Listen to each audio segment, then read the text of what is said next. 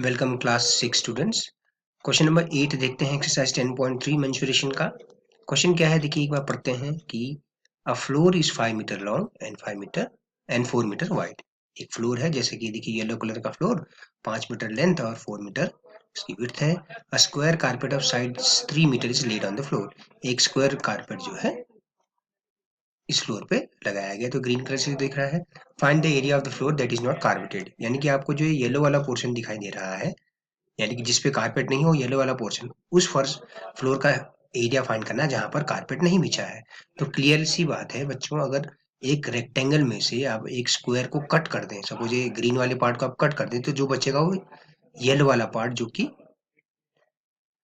आपका floor that is not carpeted मिल जाएगा। तो आप क्या करेंगे, एरिया ऑफ फ्लोर निकाल लीजिए पहले, यानी कि जो रेक्टेंगल है एरिया ऑफ फ्लोर हो गया लेंथ इंटू ब्रेड्थ, तो 5 मीटर इंटू 4 मीटर, तो ये आ गया आपका 20 मीटर स्क्वायर, है ना। अब साइड ऑफ स्क्वायर कारपेट जो है 3 मीटर है, तो स्क्वायर कारपेट का एरिया निकाल लीजिए साइड इंटू साइड, तो ये आ गया 9 metre square, 3 into 3 9 metre square. तो आप क्या कहेंगे, area of floor that is not carpeted, तो area of floor minus area of the carpet. Carpet के एरिया को अगर आप घटा देंगे, if you subtract the area of square from this area of rectangle, you'll get the area that is not carpeted, तो ये आ गया आपका 11 मीटर स्क्वायर। ठीक है बच्चों, फर्श जो है एक आयताकार आकार का है, आयताकार है, और उसकी लंबाई 5 मीटर और चौड़ाई 4 मीटर है। तो फर्श का क्षेत्रफल निकाल लीजिए, लंबाई गुणा चौड़ाई, तो ये आ गया 20 मीटर वर्ग मीटर, है ना। अब वर्गाकार गलीचे की भुजा जो है 3 मीटर है, तो गलीचे का क्षेत्रफल भुजा गुणा भुजा 9 मीटर स्क्वायर। अब आपको ये बताना है कि फर्श का वह भाग का क्षेत्रफल ज्ञात कीजिए जिस पर गलीचा नहीं बिछा है। तो आप क्या करेंगे, फर्श के क्षेत्रफल में से, है ना, आप इस गलीचा या कारपेट का क्षेत्रफल घटा देंगे, तो 20 वर्ग मीटर माइनस 9 वर्ग मीटर 11 वर्ग मीटर हो गया। ठीक है बच्चों, इस तरह से है ये क्वेश्चन। इसी तरह से जो है अब आपके पास अगला क्वेश्चन है, 5 square flower beds each of side 1 metre are dug on a piece of land 5 metre long and 4 metre wide, what is the area of the remaining part of the land.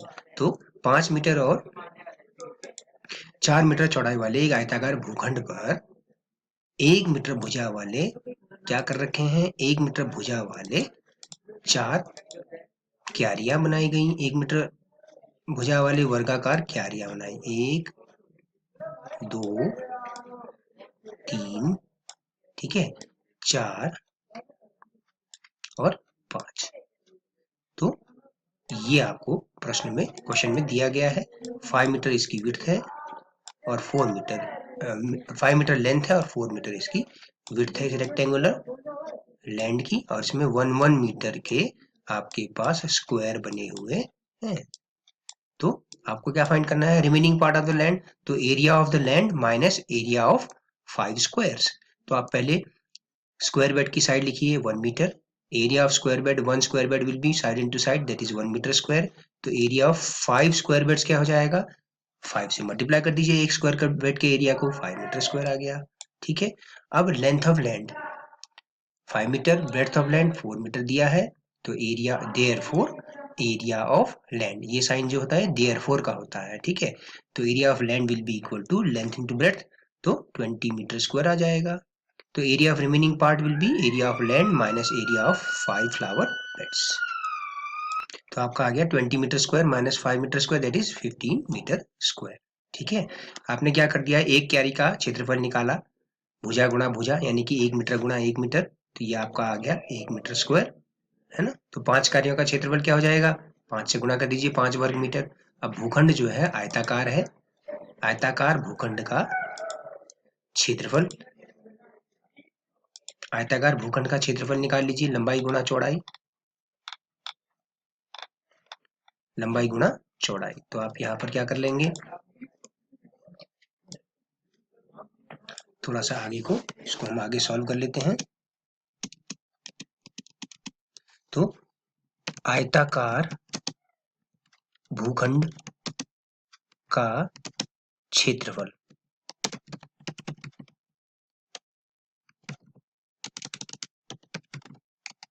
ये आ जाएगा लंबाई गुणा चौड़ाई, यानी कि 5 गुणा 4,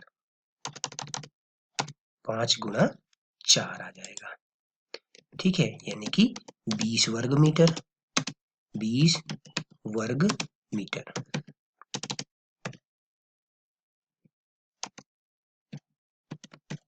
ठीक है ना, तो ये इस तरह से आ गया। तो अब आप जो है भूखंड का शेष भाग का क्षेत्रफल क्या कर लेंगे, भूखंड का शेष भाग का क्षेत्रफल, भूखंड का क्षेत्रफल माइनस 5 क्यारियों का क्षेत्रफल, तो 20 वर्ग मीटर आ जाएगा। आप कर पाएंगे इसको, ठीक है। अच्छा, क्वेश्चन नंबर 10, प्रश्न संख्या 10 को देखते हैं बच्चों। क्वेश्चन नंबर 10 में क्या करना है, क्वेश्चन नंबर 10 ये है कि इन आयतों को तोड़िए और उनका क्षेत्रफल ज्ञात कीजिए, ठीक है। तो आपने करना क्या है, आपने जो है जैसे आकृति ए को लेना है पहले, ठीक है। हमने यहाँ से नाम लिख दिए ए बी सी डी, इस तरह से, है ना, एल एम, ठीक है। यहाँ ई यहाँ पर लिख दिया, एफ यहाँ पर लिख दिया, जे यहाँ, एच यहाँ, के, इस तरह से यहाँ एल, ठीक है। तो हमने क्या किया, इसको आपने यहाँ से देखिए, ये यहाँ से यहाँ 3 है, यहाँ से यहाँ 2 है, तो 1 मीटर 1 सेंटीमीटर और यहाँ पर बढ़ा देते हैं, तो ये 1 हो गया, ठीक है। अच्छा, फिर इसके बाद आपने यहाँ पर ये 4 है, यहाँ से यहाँ तक, ये यहाँ से यहाँ तक 3 है, तो ये 1 मीटर हो गया। तो अब आप देख पा रहे हैं कि ये 1 मीटर, ये 1 मीटर, तो ये एक आयत बन गया आपके पास, आयत एच एम एल के, एच के एल एम बन गया। आयत का क्षेत्रफल निकाल दीजिए, 3 गुणा एच के एल एम, देखिए एच के एल एम, तो इस तरह से कर लिया, ठीक है। क्या कर लिया, यहां से इसको सीधी रेखा बना दिया, तो ये वाला आयत आ गया आपका, ये वाला आयत, इस आकृति ये वर्ग हो जाएगी, है ना, 3 मीटर की, ये यहाँ से यहाँ तक ये 3 है, तो ये भी 3 हो गया यहाँ से यहाँ तक, ठीक है। तो 9 सेंटीमीटर स्क्वायर। फिर आई जे जी एच, ये जो है आपका एक रेक्टेंगल बन गया, ये वाला, ये एक रेक्टेंगल बन गया, कौन सा, ये वाला, ये एक रेक्टेंगल बन गया जिसकी साइज 2 सेंटीमीटर और 1 सेंटीमीटर है, तो 1 इंटू 2 2 सेंटीमीटर स्क्वायर। फिर हमने यहाँ पर F E D G shape को देखना है, F E D G shape को देखना है, ठीक है। तो ये यहाँ से ऐसे बढ़ाया है, ये एफ ई डी जी ये हो गया, ये यहाँ से यहाँ तक, ठीक है। तो ये एक यहाँ से मिला दिया, तो ये यहाँ पर ये 4 है, और ये यहाँ पर ये 2 था और ये 1 था, 2 और 1 ये, तो ये भी 3 हो गया। तो ये आपका जो है वर्ग बन गया, 3 गुणा 3, इसका क्षेत्रफल आ गया 3 गुणा 3 9 सेंटीमीटर स्क्वायर। फिर ए बी सी डी का क्षेत्रफल ज्ञात कर दीजिए। एक आयत, ये एक रेक्टेंगल है, आयत है 4 और 2 साइड का, तो 2 इंटू 4 8 सेंटीमीटर स्क्वायर। तो आकृति का कुल क्षेत्रफल हो जाएगा इन सबका योग, एच के एल एम आई जे जी एच और एफ ई डी जी और ए बी सी डी, इन सबका एरिया का सम, तो आ गया 28 सेंटीमीटर स्क्वायर, ठीक है। अब इस वाले को फाइंड करना है जैसे, ठीक है। तो हमने क्या कर दिया, हमने ये किया कि यहाँ से ये मिला दिया हमने इसको, तो एक यहाँ पर अब हमारे पास 3 रेक्टेंगल बन गए, एक बन गया ए बी सी डी, दूसरा बन गया बी डी ई एफ, तीसरा आयत बन गया, तीसरा रेक्टेंगल बन गया एफ जी एच आई, ओके। तो अब आप देखिए इसकी लेंथ क्या होगी, यहाँ से यहाँ तक ये 2 है बच्चों, सी डी जो है 2 है, यानी कि यहाँ से यहाँ तक तो 2 है, तो ये 1 है, तो यहाँ पर भी ये 1 है, तो 2 + 1 3 है ये, तो इसका मतलब ये क्या हो गया, ए बी सी डी की साइड 3 और 1 सेंटीमीटर इसकी विड्थ हो गई, इसकी चौड़ाई हो गई। इस तरह से यहाँ पर भी हो रहा है 3 इंटू 1, और यहाँ पर भी देखिए ये 3 है और ये 1 है, जैसा कि ये 1 है तो ये भी 1 हो गया। तो ए बी सी डी का area 3 into 1, B D E F का एरिया, दूसरे रेक्टेंगल का एरिया, तीसरे रेक्टेंगल का area F G H I, इसका एरिया, तो 3 into 1 that is 3 centimetre square. Total figure का एरिया क्या आ गया, 3 धन 3 धन 3 बराबर 9, 3 + 3 + 3 is equal to 9 centimetre square, ठीक है। इस तरह से करिए, तो यहाँ पर जो है पिछले स्लाइड में साफ नहीं दिख रहा था, इसमें साफ दिख रहा है, देखिए, ठीक है ना, ए और ये बी पार्ट है, ओके। तो इसमें जो है यही किया कि इनको मिला दिया यहाँ से यहाँ तक, तो आप देखिए ये 3 और लंबाई और एक चौड़ाई वाला आयत है। इसी तरह से ये भी 3 लंबाई और 1 चौड़ाई वाला आयत है, और ये भी। तो सबका क्षेत्रफल 3-3 वर्ग मीटर आया, उनको जोड़ दिया। ठीक है। क्वेश्चन नंबर 11 में भी इसी तरह से करना है। क्वेश्चन नंबर 11 में भी, ठीक है, इनमें जो है आपको एरिया निकालना है। ठीक। तो देखिए आयत एबीसीडी का क्षेत्रफल तो हमने यहां से यहां इसको मिला दिया इस तरह से। तो अब आप देखिए ये यहां से यहां तक के 12 मीटर है, 12 सेंटीमीटर है ए से लेके ई तक का, और जी एफ 2 सेंटीमीटर है, तो इसका मतलब डीई भी 2 सेंटीमीटर होगा। अगर डीई 2 सेंटीमीटर तो एडी आपका 12 में से 2 घटा दीजिए, है ना। यहां से लेके यहां तक ये 12 है, और उसमें से ये 2 घटा दिया, तो ये आपका 10 आ गया।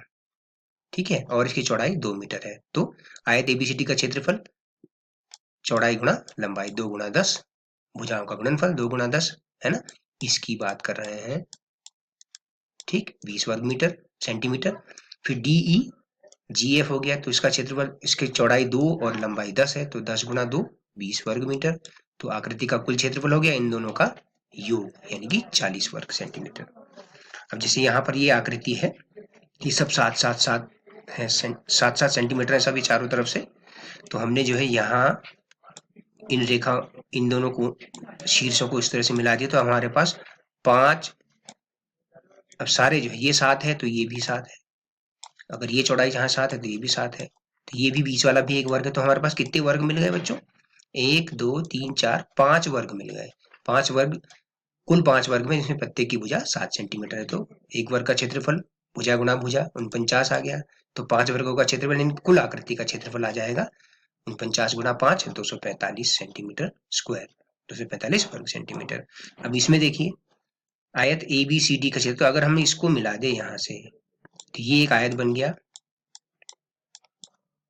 ए बी सी डी, ये एक आयत बन गया। अब इसकी लंबाई यहाँ से यहाँ तक ये 5 सेंटीमीटर है, और ये चौड़ाई 1 सेंटीमीटर है, तो इसका क्षेत्रफल 5 गुणा 1 5 वर्ग सेंटीमीटर। अब आयत E F G H B बन गया, इसकी लंबाई 4 और चौड़ाई 1 है, तो 4 गुणा 1 इसका क्षेत्रफल 4 सेंटीमीटर स्क्वायर। तो आकृति का कुल क्षेत्रफल हो गया दोनों आयतों का क्षेत्रफल, तो 5 धन 4 यानी कि 9 वर्ग सेंटीमीटर आपका आ गया, 9 वर्ग सेंटीमीटर।